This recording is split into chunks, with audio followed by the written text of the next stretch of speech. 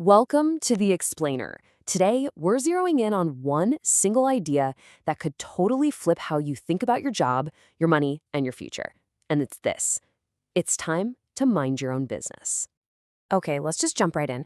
I want you to ask yourself this question right now. What is the single most important business in your life? Just take a second. You got an answer? If the first thing that popped into your head was your job, being a doctor, a programmer, a teacher, then you are exactly who needs to hear this. Because the big idea we're digging into today is that your profession, the thing you went to school for, the thing you do from 9 to 5, that is not your business.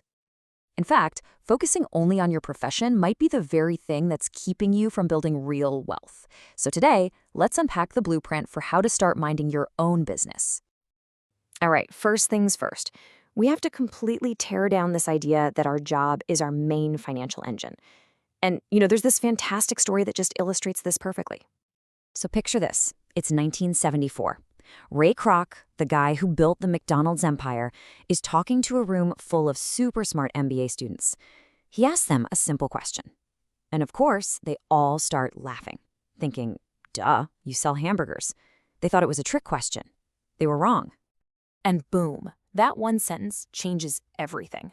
Kroc knew that his profession was selling hamburgers, sure, but his actual business, his wealth-building machine, was acquiring the incredibly valuable real estate underneath every single one of those golden arches.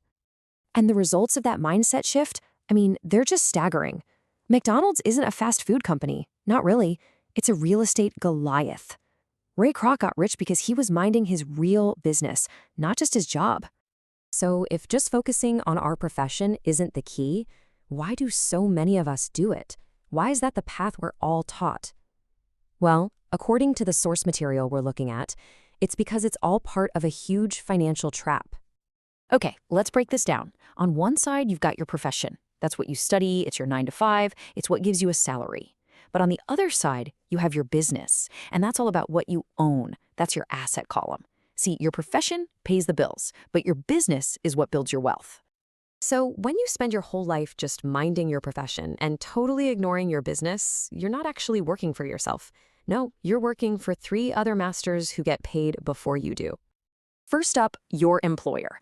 You give them your best hours, your best ideas, your best energy, all to build their business and grow their assets.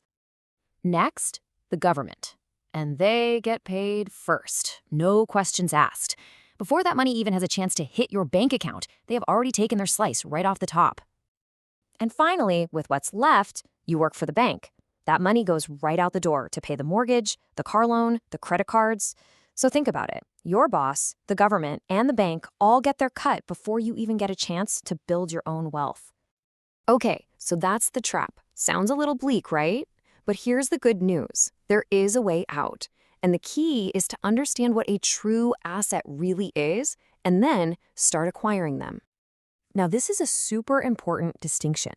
A lot of people think, oh, I'll start a small business.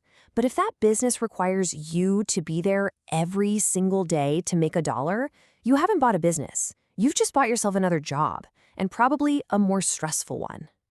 This is the golden rule right here.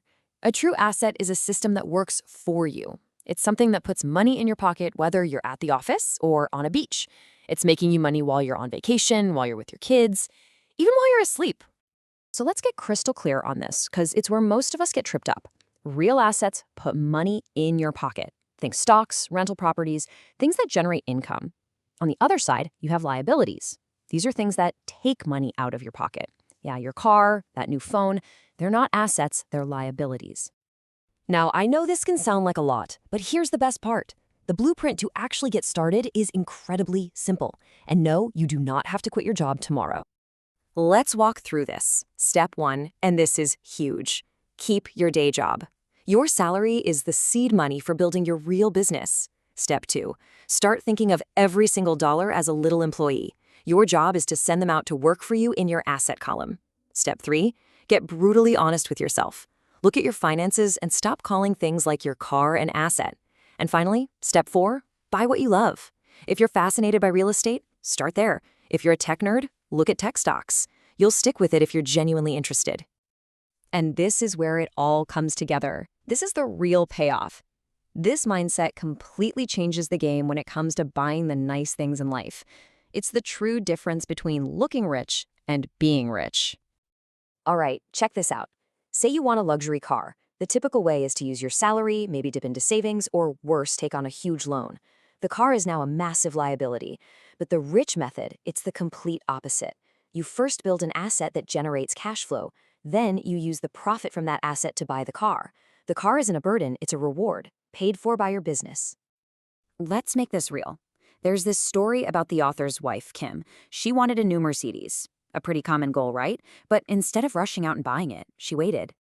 For 4 years, she was disciplined. She took extra money and poured it into real estate, building up her asset column, piece by piece. She kept going until one of her apartment buildings was generating enough extra cash flow each month To easily pay for the car. I mean, let that sink in for a second. She didn't buy the Mercedes. Her asset bought the Mercedes. The apartment building did the work. That, right there, is financial freedom.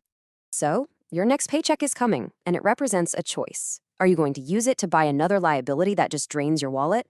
Or are you going to use it to hire your next dollar employee and put it to work building the only business that truly matters, yours? The choice is yours.